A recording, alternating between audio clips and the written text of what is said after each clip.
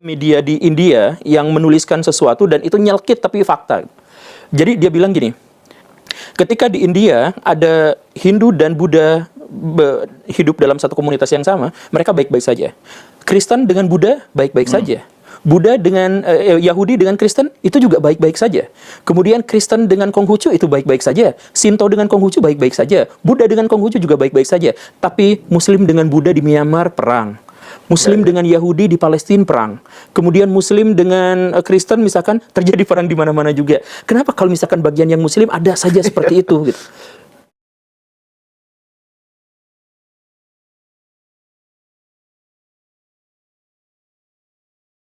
Everybody can see Jews living in all Muslim countries. Morocco, Tunisia, Algeria, Turkey, Iran. Iran is the greatest enemy of Israel. In Iran, they're leaving 35,000 Jews. They don't know what anti-Semitism is. They never experienced that. They have a golden life there. In my area, we're living together with the Muslim neighbors. Such a good relationship. All our cabs, the minicab drivers, are Muslims. We're sending the small children of 2-3 years to the playgroups with the Muslim drivers. I never had any problem. All of this proves this is not a problem of the religion. The problem is the occupation. The problem is the genocide. And that should end. Assalamualaikum warahmatullahi wabarakatuh. Apa kabar Kofizen semuanya? Semoga kita selalu dalam lindungan Allah Subhanahu wa taala. Kofizen semuanya, apa yang paling saya benci dan mungkin kalian juga sama, yaitu orang ketika berbicara tidak seimbang, tidak objektif. Kenapa kita katakan tidak objektif? Ketika Islam yang bermasalah, ada orang-orang Islam, orang-orang Muslim yang punya masalah, langsung diangkat, di-up, dijadikan sebuah konten besar-besaran, dikritisi habis-habisan. Tetapi ketika orang-orang kafir, orang-orang non-Islam yang bermasalah, yang punya masalah, mereka diam saja dan seolah-olah itu bukan masalah. Mereka memaklumi kesalahan-kesalahan itu karena menganggap, oh mereka ini minoritas. Padahal minoritas juga, kalau salah ya harusnya mereka dikritik gitu loh. Jadi harus seimbang. Berita itu harus seimbang, tidak memihak kepada salah satu manapun. Dan itu yang dilakukan oleh si Gembul. Kenapa saya ngomong begitu? Karena si Gembul ini banyak sekali konten-kontennya menyudutkan orang-orang Islam. Salah satunya dia pernah mengutip dari tulisan orang-orang Hindu, yang notabene-nya orang-orang Hindu di India itu mereka kan benci dengan orang Islam. Makanya mereka bikin tulisan-tulisan seperti itu.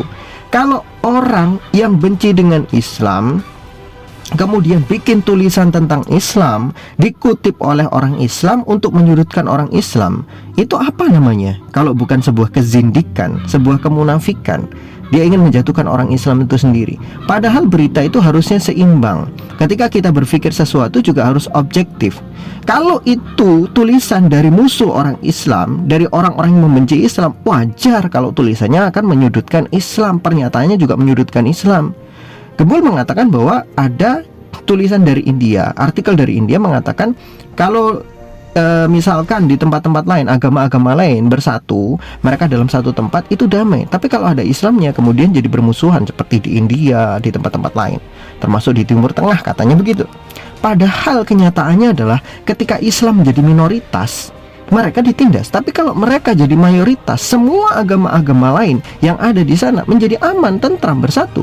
Contoh di Indonesia.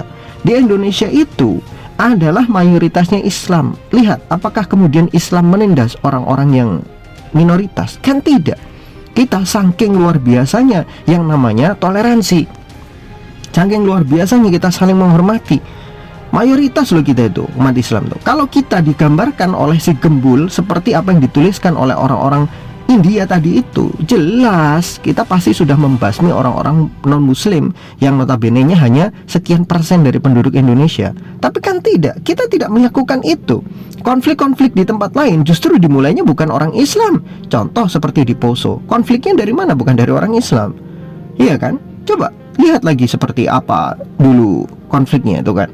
Di tempat-tempat lain juga sama. Nah, kita berbicara di India. Kenapa di India seperti Hindu kemudian Buddha bisa berdamai, tapi dengan Islam tidak bisa berdamai? Karena stereotip. kemudian perbedaan akidah. Islam itu makan sapi, sedangkan orang Hindu tidak makan sapi, tapi mereka bisa makan babi. Islam tidak makan babi. Jelas secara akar historis, secara akidah itu sudah bertentangan. Kalau kemudian ego masing-masing, kemudian pemerintah juga tidak bisa menengahi perbedaan ini, ya akhirnya jadi apa? Jadi ribut lah, jadi konflik. Dan ternyata memang benar pemerintah India sendiri lebih mendukung atau lebih memihak kepada orang-orang Hindu daripada orang Islam pada saat itu. Sehingganya apa yang terjadi? Sehingganya terjadi konflik di masa itu. Coba lihat lagi akar sejarahnya, tempat-tempat lain. Nah, lebih mengejutkan lagi adalah perkataan orang Yahudi ini. Makanya di awal saya sampaikan perkataannya orang Yahudi. Orang Yahudi ini ternyata lebih objektif dalam melihat masalah dunia. Jadi Islam itu lebih damai daripada apa yang dilihat oleh banyak orang. Dimanapun tempat ketika Islam menjadi mayoritas, agama-agama lain tentram, agama-agama lain tenang di situ selama mereka nggak bikin masalah, selama mereka tidak bikin konflik. Di negara-negara manapun yang mayoritasnya Islam, mereka diberikan hak dan kewajiban yang sama. Di negara kita, di Indonesia, yang mayoritasnya orang Islam, lihatlah yang jadi pejabat-pejabat. Apakah semuanya orang Islam? Kan tidak. Ada orang non-Islamnya. Apakah kemudian itu disebut sebagai orang yang intoleran? Kan tidak. Jadi harus objektif gitu loh. Melihat permasalahan dunia, kita harus bisa melihat akar permasalahannya. Konflik-konflik seperti itu ada akar permasalahannya, terutama stereotip terhadap Islam. Sejak kapan Islam misalkan dimusuhi? Sejak kampanye yang dilakukan oleh Presiden George Bush pada saat itu, yang menganggap bahwa Islam itu bagian daripada terorisme.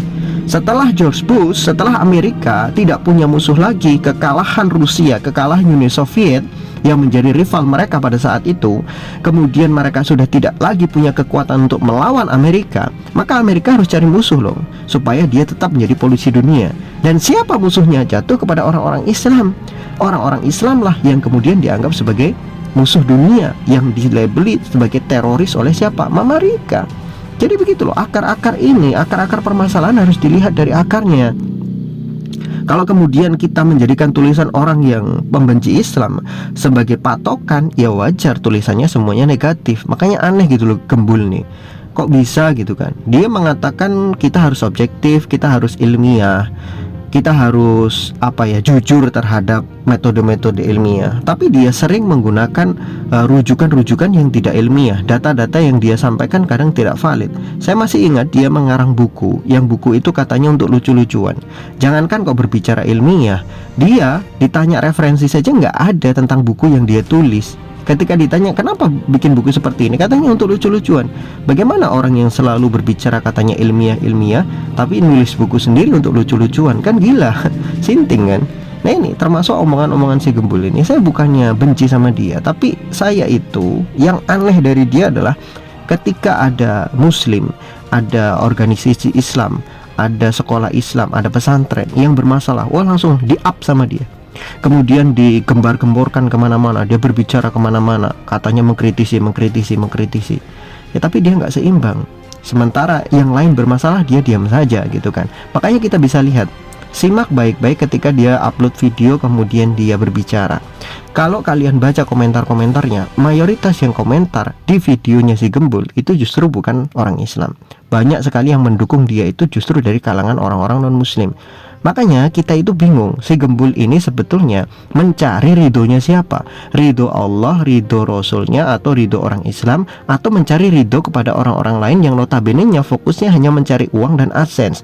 Dukungan-dukungan itu hanya untuk mencari uang. Apakah itu tujuannya, kita juga nggak tahu. Tapi kalau kita lihat apa yang selalu disampaikan oleh si Gembul, yang selalu banyak menyudutkan Islam, tidak pernah mengkritisi hal-hal yang lain, ya hanya Islam terus yang dia kritisi, sementara yang lain tidak dia kritisi, padahal sama-sama bermasalah gitu, masalahnya juga sama. Nah ini yang timbul kekacauan. Di sini kemudian kami melihat bahwa si Gembul ini sosok yang tidak ilmiah justru, dan juga tidak objektif, karena dia selalu menyudutkan orang-orang Islam, menyudutkan pendidikan Islam, menyudutkan kiai, ulama dan sebagainya. Dia banyak sekali perkataan-perkataan ngawur terhadap ajaran Islam. Maksud saya itu begini, kalau dia memang mau fokus membahas masalah geopolitik, kemudian masalah pendidikan, ya fokuslah di situ saja. Ajaran-ajaran Islam itu kamu nggak usah bahas. Kalau kamu tidak punya kemampuan di situ, kamu tidak punya kompetensi di situ, daripada kamu salah, daripada kamu bikin dosa, nanti kamu dibantai lagi seperti dulu dengan Nuruddin, Ustadz Nuruddin pada saat itu dibantai seperti itu, kan nggak enak gitu loh. Justru pepesan kosong yang selalu kamu ucapkan, kamu tidak objektif pada akhirnya, karena kamu berbicara bukan bidangmu gitu kan. Itu aja sebetulnya yang ingin saya sampaikan. Aneh gitu. Wallahu a'lam bishawab.